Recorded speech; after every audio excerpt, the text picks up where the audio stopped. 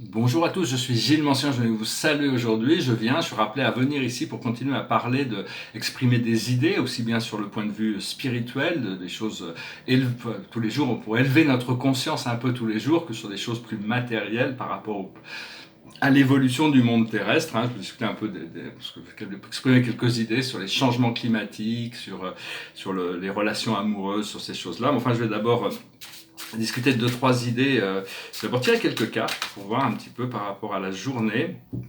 Alors, on va voir passé, présent, futur. Comment on peut entrevoir ces choses. Le tarot, si c'est un miroir, je ne suis pas en train de faire de la voyance pour vous dire qu'est-ce que vous devez faire de votre vie ou des choix que vous devez faire dans votre vie. C'est juste un miroir. Alors, le passé, c'est les révélations. Le présent, c'est la requête. Et le futur, c'est l'hésitation. Donc il faut apprendre que c'est pas la peine de trop hésiter. Une fois qu'une décision est prise, il faut pas remettre les choses en question. Une fois qu'on arrête de remettre les choses en question, on trouve le bonheur. C'est un petit peu comme parce que la vie c'est comme un courant. On est constamment en train de ramer pour essayer de remonter à la source, en train de lutter contre le flot de notre propre création, jusqu'au moment où on accepte de laisser le bateau tourner et se laisser porter par le courant. S'il n'y a plus de résistance, et on va retrouver cette connexion avec la source quand on arrive à l'océan où tout s'arrête au point zéro. Ce que l'on travaille actuellement, c'est le choix. Il faut faire des choix, parce que si on ne fait pas les choix sont faits pour nous. Donc c'est à nous de faire les choix. C'est important de connaître de prendre conscience qu'il faut faire de plus en plus de choix. Et on va arriver à l'accomplissement en faisant grâce à ces choix. Et l'aboutissant, c'est la consolation. On va pouvoir se consoler, on va pouvoir toutes sortes on va pouvoir réintégrer toutes ces mémoires de tous ces mémoires qui ont pu être douloureuses peut-être dans le passé, mais on va pouvoir les réintégrer et accepter le bonheur, la libération. Je sais que par exemple pour moi l'image qui a été présentée par rapport à ce qui arrive pour moi, c'est un petit peu comme on me met dans une catapulte. Et je sais que je vais être catapulté dans un endroit qui est extraordinaire, mais l'idée d'être catapulté, il y a un petit peu un côté où ça va être fort, quoi, je veux dire, comme expérience. Et donc bon, on ne sait pas trop. Là, c'était un petit peu l'homme canon, quoi. On ne sait pas trop où est-ce qu'on va être catapulté, mais personnellement, j'ai confiance de toute manière. Tout ce qui vient de mon moi divin, de toute manière, j'ai une absolue confiance dans tout ce qui est là pour moi. Alors bon, c'est une image un peu assez personnelle. Ce que j'exprime, c'est des idées personnelles. Je prétends pas avoir une vérité supérieure à n'importe qui d'autre. Chacun a le droit de déterminer sa réalité. Cela dit, bon, il y a un point de connaissance, on est obligé d'évoluer dans notre conscience et donc il y a besoin d'exprimer ces idées, exprimer votre plus haute vérité, ce que vous concevez être le plus réel, même si c'est pas compris de tout le monde, c'est quand même bien de pouvoir exprimer ces idées. Je voulais dire que les grandes familles spirituelles sont venues pour élever la fréquence de la planète, parce que cette planète, que ce soit dans le passé, les familles de la lyre et les familles de toute la galaxie qui étaient venues, comme les divinités égyptiennes, ou les Cassiopéens, les familles grecques ou scandinaves qui ont apporté toutes ces mythologies, sont des familles galactiques qui sont venues, qui ont élevé la conscience de l'humanité. Et pour ceux qui peuvent concevoir que la vie est partout dans l'univers et on n'est pas forcément la planète la plus intelligente, on n'est pas forcément, on a toute cette divinité en nous, on a tout ce potentiel de connaissance, mais enfin notre habilité à gérer les ressources de la planète en tant qu'une humanité on n'est pas encore arrivé à maturité au point où on peut créer un paradis pour tous, mais c'est la direction qui est voulu de toute manière. Donc c'est savoir aussi qu'il y a des milliers d'âmes avancées. Après ces guerres galactiques, la Terre a été mise en quarantaine. Et donc elle est devenue une sorte de planète prison. Mais bon, pour libérer la planète, on a accepté, il y a des milliers d'âmes très avancées qui viennent d'Arcturus, qui viennent des Pléiades, qui viennent de Sirius, mon groupe, nous on vient de l'étoile du Nord par exemple. On a accepté de suivre des lignes temporelles à travers le temps pour assister jusqu'au moment de la libération de la planète. Et la planète va se libérer. Alors on a tous eu des incarnations dans tous ces mondes. On a tous eu avant de venir ici, on s'est préparé, on est descendu en fréquence. Et notre moi supérieur est connecté à ou bien des familles célestes ou des familles galactiques. Donc c'est bien de pouvoir reconnecter avec toutes ces parties de nous-mêmes qui sont notre famille universelle. En réalité, il n'y a qu'une seule grande famille universelle, c'est juste nous sur Terre, on s'est déconnecté de cette connaissance. Et donc notre monade, notre groupe d'âmes est connecté à de nombreuses civilisations, et on a des incarnations passées. Alors tout dépend bien actuellement, ce qui dépend c'est notre descendance spirituelle, notre connexion à notre âme et les conditions karmiques. Qu'est-ce qu'on a créé, qu'est-ce qu'on a besoin de gérer au niveau des conditions karmiques. Et les conditions karmiques méritoires font que l'esprit peut travailler à l'intérieur de nous, parce que l'esprit est en toute chose, mais seulement bon...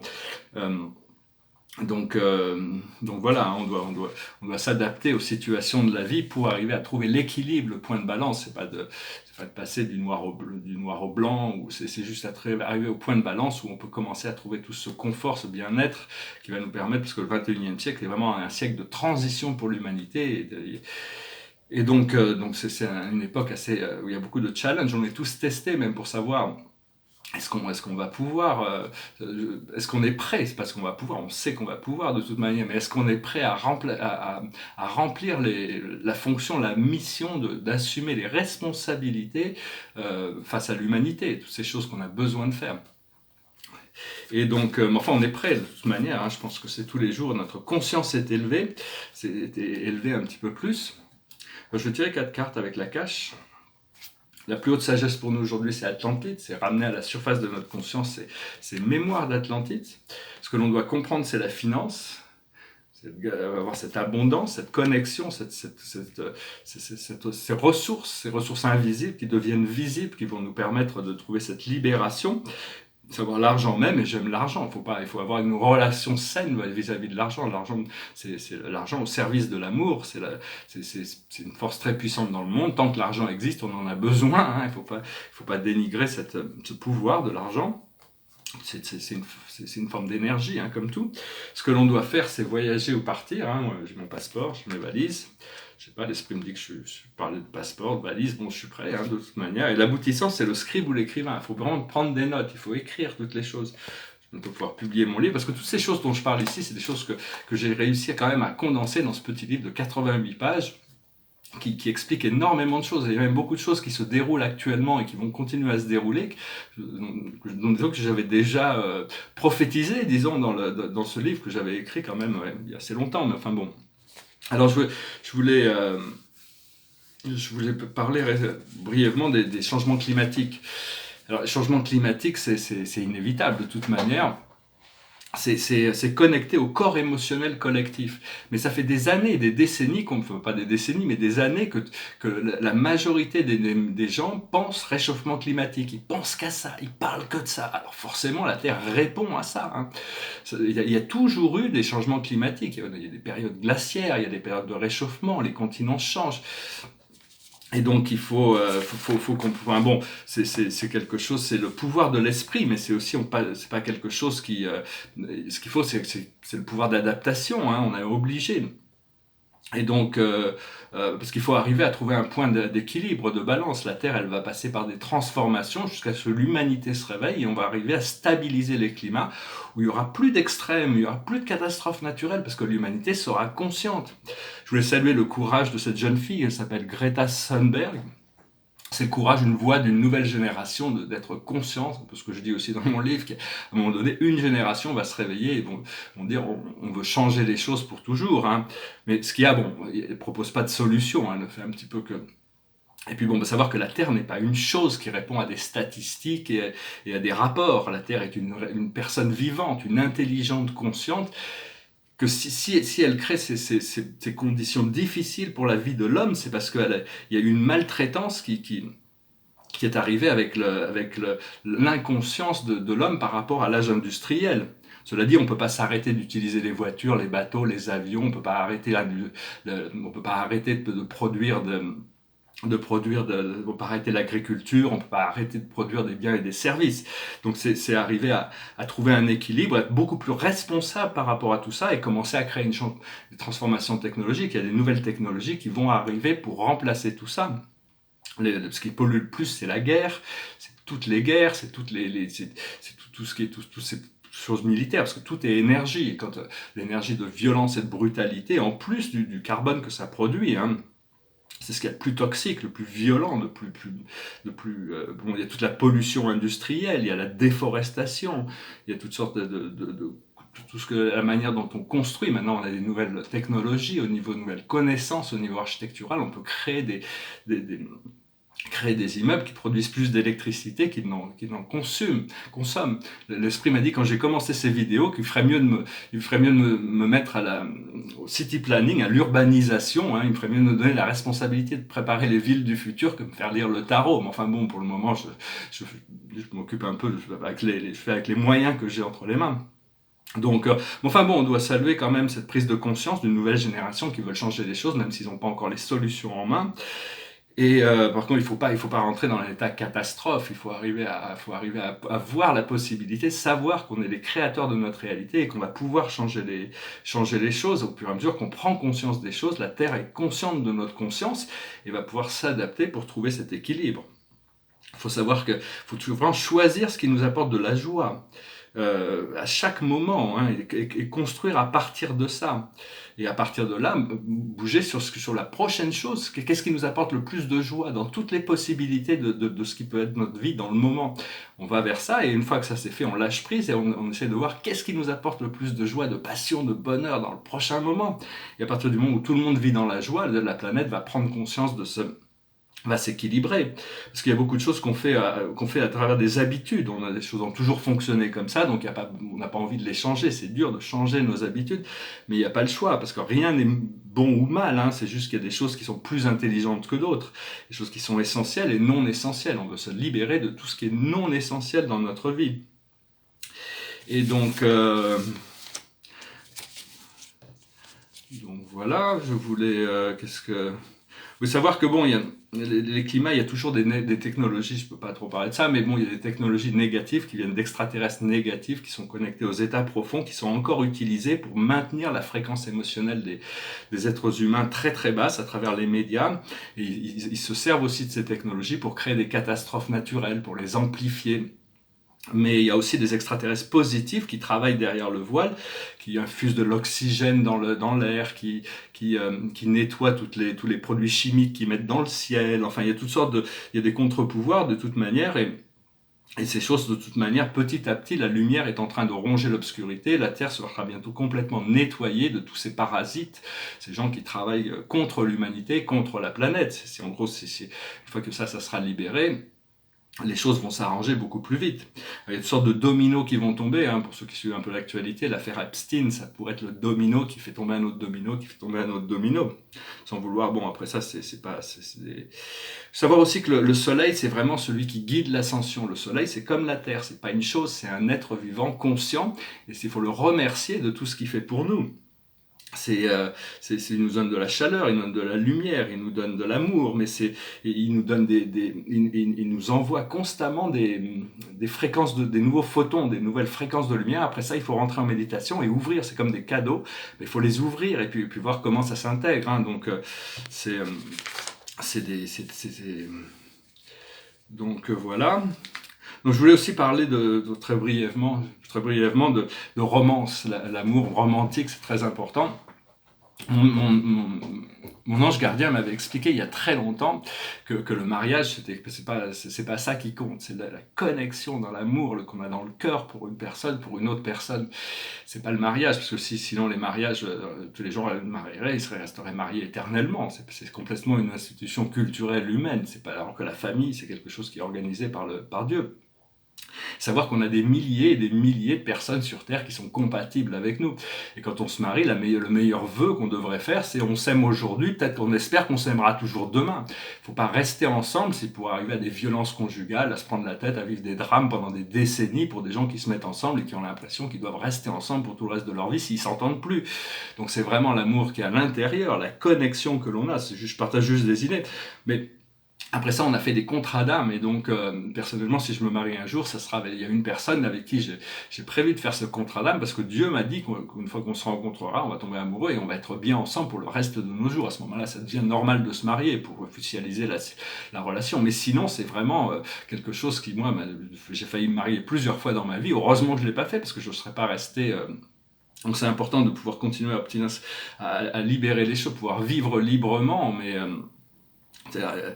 Pas idéaliser l'idée d'une relation qui va durer toute la vie. Les gens se font des promesses qu'ils ne tiendront pas de toute manière. Hein, donc, mais c'est pas parce qu'il y a un prêtre ou un maire ou quoi que ce soit, il signe un papier en bas d'une page et qui s'aiment aujourd'hui, ça veut pas dire que dans un mois, un an, 10 ans, ils seront toujours dans le même état émotionnel. Les relations, des fois, il y en a des relations qui sont là faites pour durer un jour, un mois, un an, 10 ans, et puis voilà, après ça, il faut avancer, il y a d'autres personnes, il y a d'autres âmes avec qui... Et donc, bon, c'est juste une vision personnelle, hein, sur ces choses. Bon, enfin, après ça, après ça, on a fait des contrats d'âme, et si jamais il y a des choses qui ont changé, on peut toujours s'adapter de toute manière, il n'y a rien de... Il faut rester ouvert à l'amour, rester ouvert au moment présent et savoir qu'est-ce qui vient de l'intérieur, qu'est-ce qui est profondément connecté avec nos possibilités. Dans l'attente, il faut rester ouvert, il faut rester disponible à pouvoir voir quelles sont les possibilités. Et donc c'est important d'essayer de trouver un complément. On est fait quand même pour se complémenter entre l'homme et la femme. Enfin, peut être deux hommes ou deux femmes, si c'est l'amour, c'est de l'amour. Mais l'idée, c'est que bon, il faut pas être trop rigide dans notre esprit, parce que personne n'est parfait. Il faut arriver à aimer les imperfections de la personne et développer pour une relation à long terme, l'amitié, le sens de l'amitié entre les personnes est plus essentiel que la passion amoureuse, parce que la passion amoureuse, ça finit toujours un peu par s'atténuer, donc enfin ça veut pas dire elle peut rester vivante et active pendant toute la vie. Moi, mes parents ont divorcé quand j'avais 12-13 ans, ça m'avait un peu choqué parce que mes arrière-grands-parents avaient été restés 65 ans de mariage, mes grands-parents avaient eu 68 ans de mariage, donc bon, j'ai eu des modèles aussi mais enfin, on vivait à une autre époque. Maintenant, les choses vont tellement plus vite, c'est très difficile d'imaginer des relations, mais c'est possible, hein, de toute manière. Enfin bon, chacun doit voir ces choses par rapport à soi-même, hein. Alors, je vais chanter une chanson, c'est la chanson que j'ai chantée en anglais hier dans mon autre... c'est une chanson que j'ai chantée dans l'autre vidéo en anglais hier. Derrière moi, c'est un tableau, c'est un carton qui s'appelle... c'est sur le futur, ça fait partie d'une trilogie. Hein, c'est l'ombre d'un chat, une souris qui pourrait partir dans son trou, puis il y a une sorte d'image sexuelle avec une sorte la croix marque l'endroit, hein, et puis c'est passé à ce tableau assez mystérieux. Et ici, c'est un tableau sur les deux galaxies, la Voie lactée et la galaxie d'Andromède. Il est signé ici, et il y a l'ADN entre les deux, hein, c'est le point de connexion entre ces deux galaxies, entre l'amour et la lumière. Et ici, il y a le code 00110 qui ouvre le portail multidimensionnel, le portail de l'infini. Et donc voilà, il y a toutes ces choses incroyables qui arrivent, hein. Il fait chaud, quand il fait chaud, vous êtes dehors, mettez un chapeau, si je voulais dire. Il y a toutes ces recommandations qui font passer, qui sont très bon sens, hein, c'est du bon sens. Mais portez un chapeau, parce que quand il fait chaud ou qu'il fait froid, 80% de l'énergie que l'on dégage s'échappe par la tête. Donc 80% quand il fait chaud ou il fait froid, ou bien dans les pays chauds ou les pays froids, les gens ont toujours des chapeaux, hein, ils couvrent leur tête. Donc protégez-vous et rentrez en mode d'économie d'énergie. Le temps va changer, le temps change, la nature du temps c'est de changer. Il y a toujours eu des périodes chaudes, il y a toujours eu des périodes froides. Même cette année, ils disent que c'est les records de température, mais on n'a pas battu les records de 1947, de l'été 1947. Et en 1947, on ne pouvait pas parler encore de toutes ces choses, hein. Donc ça veut pas dire que c'est de toutes ce réchauffement climatique. Donc ça veut dire que bon, il y a toujours eu des pointes de chaleur. Il faut arriver à s'adapter, arriver à vivre dans son propre environnement le plus possible, arriver dans la 5e dimension. Chacun peut créer son propre climat, rester frais à l'intérieur ou se réchauffer à l'intérieur. On va arriver à avoir beaucoup plus de contrôle sur notre corps énergétique. Voilà, hein, donc je voulais juste venir vous saluer aujourd'hui. Et puis je vais finir avec cette chanson, c'est une chanson romantique qui goes like this. You're just too good to be true. I can't take my eyes off of you. You'd be like heaven to touch. Oh, I wanna hold you so much. As long as love has arrived. And I thank God I'm alive. You're just too good to be true, and I can't take my eyes off of you. Pardon the way that I stare, there's nothing else to compare. The sight of you leaves me weak, there are no words left to speak. But if you feel like I feel, please let me know that it's real. You're just too good to be true. I can't take my eyes off of you. I love you, baby, and if it's quite alright, I need you, baby, to warm my lonely night. I love you, baby, trust in me when I say, oh, pretty baby, don't bring me down, I pray. Oh, pretty baby, now that I find you, stay and let me love you, love you. You're just too good to be true. I can't take my eyes off of you. You'd be like heaven to touch. Oh, I wanna hold you so much. As long as love has arrived, and I thank God I'm alive. You're just too good to be true. I can't take my eyes off you. Voilà, je vous remercie d'être resté jusqu'à la fin. Je vais faire une dernière carte. Je fais quelques rendez-vous aujourd'hui, puis je crois que je vais essayer d'aller nager un peu. Il fait très chaud. Hein. Je trouve qu'il fait très chaud dans tous les États-Unis, dans toute l'Europe, enfin de toute manière. Hein. Il faut arriver à s'habituer, ça va passer. La question, c'est la carte de la journée, c'est la force, l'archange Ariel. Force et grâce exprimée à travers la gentillesse. Confiance en soi et pardon. Donc c'est vraiment le lion et la brebis, hein, le lion et la biche. C'est d'arriver la douceur et la force, c'est l'ouverture du cœur, il faut arriver à exprimer cette force, cet amour, c'est à travers la douceur. Aussi quand il fait chaud, ralentissez vos pensées, ralentissez vos mots, c'est un bon exercice pour ralentir. C'est pas, j'ai vécu longtemps à Miami Beach pendant quelques années. Et là-bas, on apprend à marcher plus lentement, hein, on prend son temps. J'arrivais de New York, les gens marchent vite. Donc c'était vraiment apprendre à ralentir tous ces mouvements, ça prendre plus le temps de vivre et s'économiser en énergie. Donc buvez beaucoup d'eau, hein, restez à l'abri le maximum. Et puis bon, je vous souhaite une excellente journée. Je vous remercie d'aimer, de partager, de souscrire, de commenter. Si vous avez des commentaires, chacun a des visions différentes sur les choses. Hein, c'est important d'écouter ce que tout le monde a à dire, mais après on doit s'autodéterminer par rapport à nos propres, qu'est-ce qui est préférable pour nous, qu'est-ce qui correspond à quelque chose dans le moment, tout en restant ouvert, pouvoir toujours s'adapter à des nouvelles visions, au fur et à mesure qu'on reçoit de notre âme, de notre moi supérieur, toutes ces nouvelles informations chaque jour qui nous élèvent. Je vous remercie beaucoup. Namasté.